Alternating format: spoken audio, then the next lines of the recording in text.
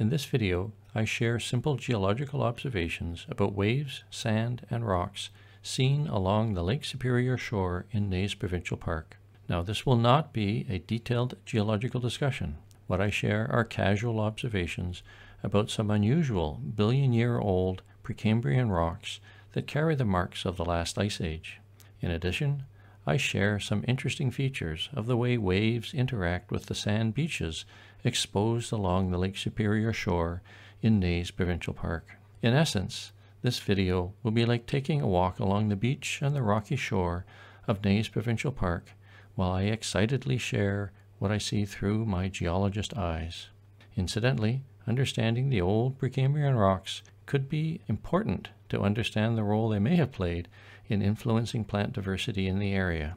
But that is a future video. Enjoy!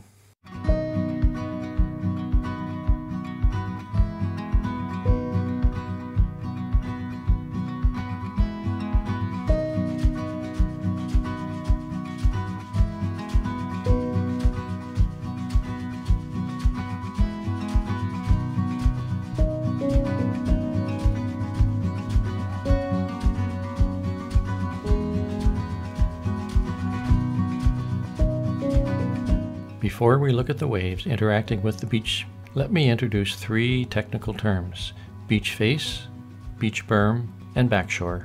The beach face is the part of the beach that gets wet by normal waves. You can think of the beach face as that part of the beach located right at the waterline. Often, the beach face slopes up, away from the water. A crest or ridge marks the landward extent of the beach face. This crest or ridge is called a beach berm. The beach berm forms from sand that is pushed towards the land by the waves. Landward of the beach berm is a zone called the backshore. The backshore is that part of the beach which occurs between the beach face and the dunes or a line of vegetation on the land side, away from the lake. Normally, most of the backshore is dry.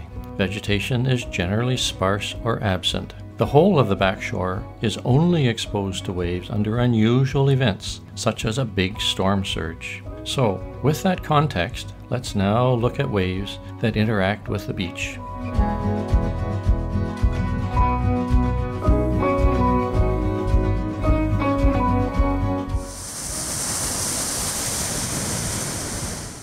It's interesting to watch how the waves crash onto the beach. The water flows up over the berm that is created at the edge of the lake, and the wash flows down the backside of the berm towards the land. Then, as if by magic, the wash water disappears into the sand. You see, the sand is porous. The billions of sand grains are separated by tiny spaces, and the wash water flows from the surface into those pore spaces beneath the surface. The sand acts like a big mineral sponge.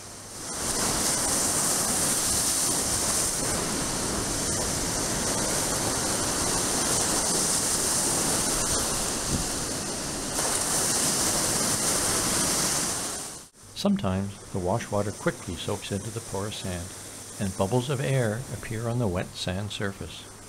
The wash water is pushing out or displacing the air pockets that separate the individual sand grains, just like magic.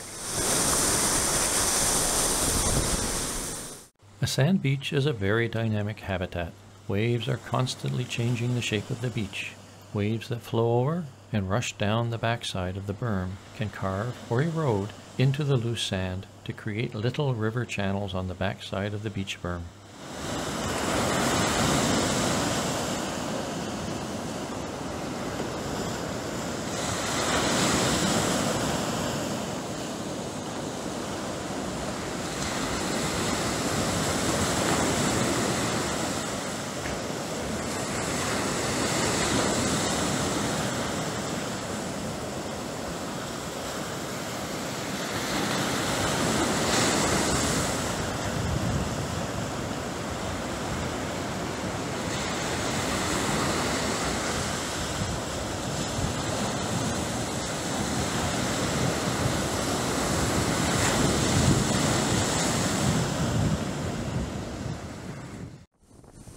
Where the wave wash returns to the lake, a lot of sand is carried by the returning water and deposited back on the front side of the berm where the waves first break on the beach. This process is constantly moving sand around.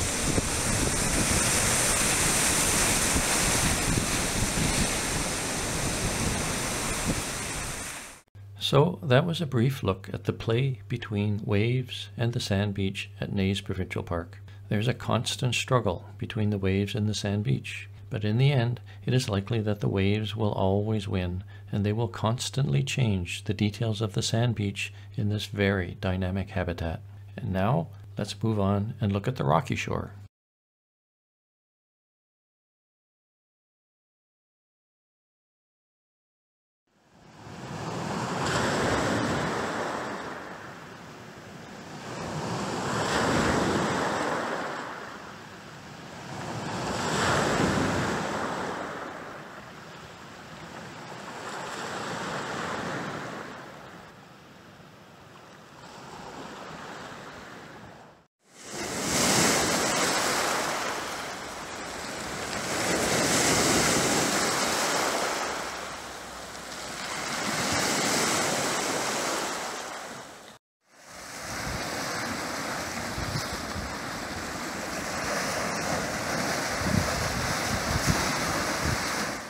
Well, we have walked south from the campground onto the rocky shore with Lake Superior.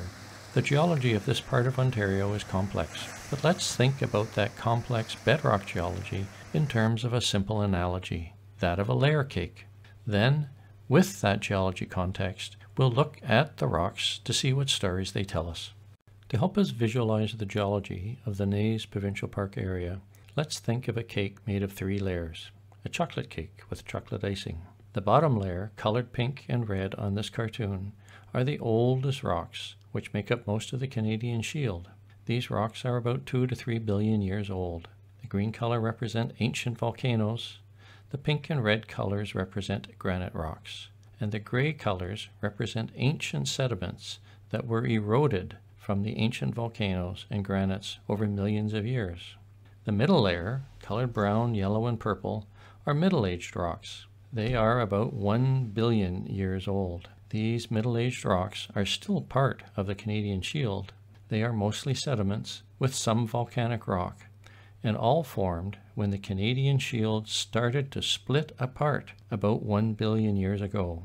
But there is an unusual family of rock near Neys Provincial Park, which we color purple. These unusual rocks also formed about 1 billion years ago. They are called the Coldwell Complex. More about it in a minute. These middle-aged rocks sit on top of the rocks which we grouped into the lowest layer. The top layer of our cake consists of sand, gravel, and other sediments that were deposited during the last ice age as recently as 15,000 years ago. Close to Lake Superior, these glacial deposits have been moved around by wind and waves to form the cobble and sand beaches that we see along the shore of Lake Superior. Geologists use maps to show the distribution of different rock types. This is a piece of a bedrock geological map for this part of Ontario. The map was published by the Ontario Geological Survey. Each color represents a different type of rock. The colors on this bedrock geology map are equivalent to the colors we assigned to our layer cake. Only the ancient and middle-aged bedrock is shown on this map. We would need a different type of geology map to illustrate the types of sand and gravel deposits created during the last ice age. Neys Provincial Park sits on the shore of Lake Superior on the western edge of the unusual family of rock we colored purple, called the Coldwell Complex. Recall that the bedrock exposed along the Lake Superior shore near Neys Provincial Park is part of the Canadian Shield rock, and those rocks are 1 to almost 3 billion years in age. Yes, that is really old rock. The Coldwell Complex is a magma chamber that formed about 1 billion years ago. Think of magma as being melted rock. A magma chamber is like a holding tank deep below the surface of the Earth, where molten rock accumulated as it rose towards the Earth's surface. Some of the magma erupted through a volcano onto the Earth's surface as a liquid we call lava. But a lot of the magma never made it to the Earth's surface. Rather, the magma cooled below the Earth's surface and turned into a solid rock during a geological process called crystallization. Over the last billion years, erosion removed the land that covered the crystallized magma. That is why we see it today on the rocky shore of Lake Superior. What rock types can we see along the rocky shore? If you look carefully, you can find 3 types of rock just south of the campground. Each type came from a different magma. The first type is pinkish in color and is called syenite. In places, the syenite is composed of crystals that are all about the same size. In other places, the syenite is composed of large centimeter-sized crystals of a pinkish mineral. You may be lucky to find pieces of the syenite among the cobbles on the beach. Such pieces were broken off from the bedrock, tossed around by the waves, and transformed into rounded or egg-shaped cobbles with a smooth surface. The second rock type is darker green in color and is called gabbro. Look carefully at the gabbro. It is composed of dark green minerals and white-colored minerals. Again, you may be lucky to find cobbles of gabbro on the beach. In places, you may be treated to an uncommon sight. Egg-shaped blobs of dark rock appear to float in light-colored rock. This texture formed when 2 different types of magma commingled or mixed with each other in the magma chamber a billion years ago. The dark magma assumed a ball shape, just like oil in a vinegar salad turns into blobs when you vigorously shake them together. Once again, you may be lucky to come across cobbles showing this mixed magma texture. The third rock type occurs as a straight-sided black band of rock that cuts across all other rocks. This is called diabase, or diabase dike, and it filled fractures in solid gabbro and syenite rocks. So this brief discussion gives you some insight into the processes that were operating in the magma chamber that formed solid rock types that we see today as we walk over the rocky shore of Lake Superior. Imagine, the magma chamber was very hot, perhaps 1,200 degrees Celsius, before it cooled down deep below the Earth's surface. Today, we call that magma chamber the Coldwell Complex. If you're looking for more information, you should visit the Interpretation Center at Neys Provincial Park. There's an excellent geological display with much more information. The final geological observations I will share describe some features carved into the bedrock during the last ice age, when this area was covered by a thick ice sheet. The first glacial feature is the gently sculptured surface of the rock. The surface was sculptured by abrasion from the weight of the ice sheet that flowed over the bedrock, and perhaps also by super high pressure water that attacked the bedrock at the base of the ice sheet. The second geological feature consists of long linear grooves that were carved into the surface of the rock. In places, the glacial grooves are not linear, but are sinuous across the bedrock surface. These glacial grooves have been carved by the abrasion of the ice sheet as it flowed over the bedrock. It's also possible that super high pressure water trapped at the base of the ice sheet also played a role in carving out these linear grooves. Now, when you stand back and look over the rocky shore, you see a complex pattern of glacial grooves and sculptured surfaces. The contact zone between the base of the ice sheet and the bedrock was complex, and it would take us some time to read all the stories left behind by the ice sheet created during the last ice age. So this is just a brief introduction to some of the glacial features created 75,000 to 15,000 years ago during the last great ice age, and preserved on the rocky Lake Superior shore at Neys Provincial Park. As we draw this video to a close, I leave you with images of 2 wildflowers that are common along the rocky shore of Neys Provincial Park: common butterwort and Mistassini Primrose. Common butterwort is a cool plant because it is a carnivorous plant that prefers to live on rocks that are rich in calcium. The rocky shore is poor in nutrients, and common butterwort is adapted to trap insects on its sticky leaves. The plant then extracts nutrients from the trapped insects to supplement its nutrient needs as a means to survive in this challenging habitat. Common butterwort and Mistassini Primrose are commonly found together on the rocky shore of Neys Provincial Park, growing on moist, mossy substrates and along cracks in the Coldwell Complex rocks. Both are Arctic flora and are relics of the past ice age, when Arctic conditions existed at the front of the ice sheet.